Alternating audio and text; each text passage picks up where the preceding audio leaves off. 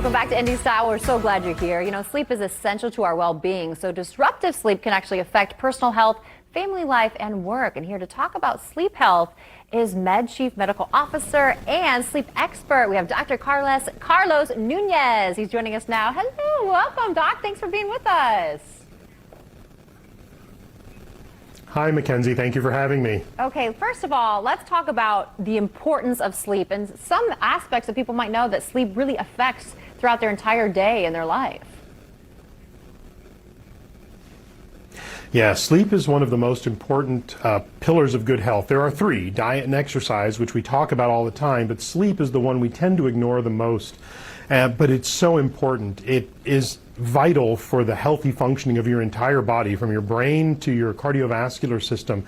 Even your immune system can be impacted by poor sleep. And the other two, diet and exercise, if you don't sleep well, you're not going to make good food choices, and you're not going to feel like going to the gym or taking that walk around the block. So it's so important to pay attention and to get good, optimal sleep every night. Absolutely. Now let's talk about sleep apnea. How do you know? What are some signs and symptoms that you may suffer from it?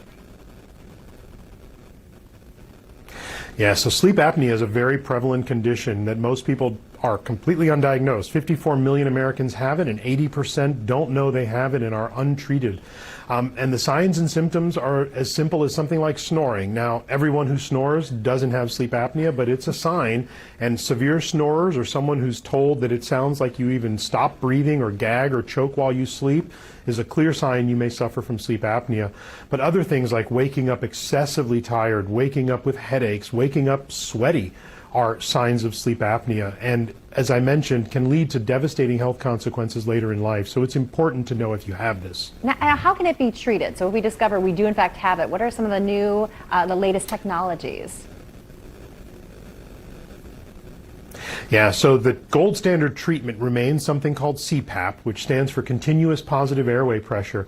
And in front of me here, this is a very new, like 2 weeks old, wow, just on the market, CPAP device called a ResMed AirSense 11. And the difference here is that it is not just beautiful and modern and sleek, but it's extremely technologically advanced. It's more like your smartphone than your grandfather's CPAP device. It connects over the air, so it can be updated over the air like your smartphone. Your doctor can monitor your therapy, and you yourself can download an app that connects to the device, and the app and the device can coach you, can give you information to make sure you maintain adherence to therapy.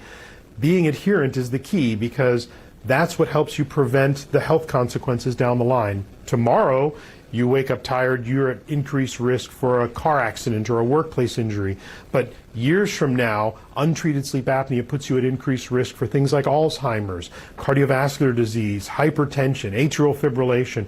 Even mortality in general is shown to be higher in patients with untreated sleep apnea. So it's really important to understand the signs and symptoms, understand that the treatments are modern, more technologically advanced, and you can get information from your doctor. There's also great information online. There's a website, sleepforbettertomorrow.com, that can tell you all about sleep and conditions like sleep apnea. Fantastic. I love that that's so sleek and looks portable, because I know a lot of folks that suffer, they don't even like to travel because they have to lug all their equipment with it, so that looks like a fantastic piece.